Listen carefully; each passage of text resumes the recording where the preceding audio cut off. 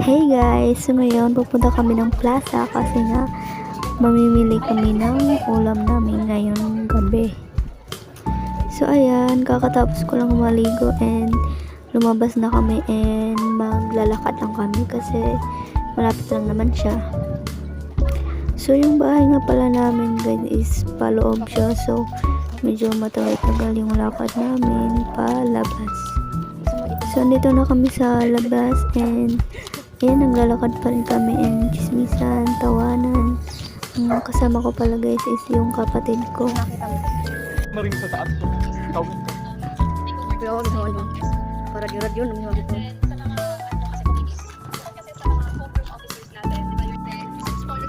So ayan, malapit na kami sa pinaka-highway and sabi ng kapatid ko, nadaan daw muna kami sa isang bahay na may garage sale.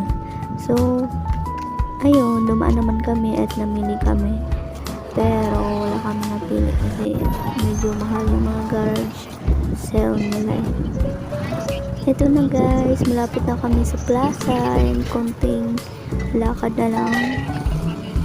Ha? Sino? Sa Sindong?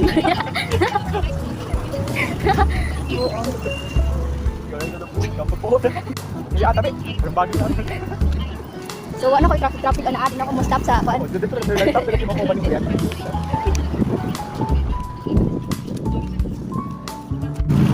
And finally, andito na kami sa plaza and duman muna kami sa shop ng kapatid ko at tumambay muna kami saglit. Oh, eton kayo. Hindi ni simba.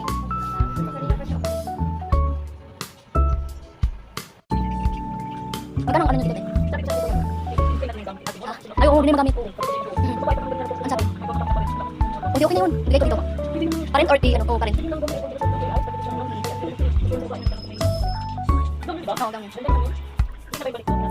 Binili na yun. Nagano. That's Jack. Kasi kayo dito pa natulog. Sa loob. Bakit? Doon siya sa bahay niya? Ganda doon. Saan?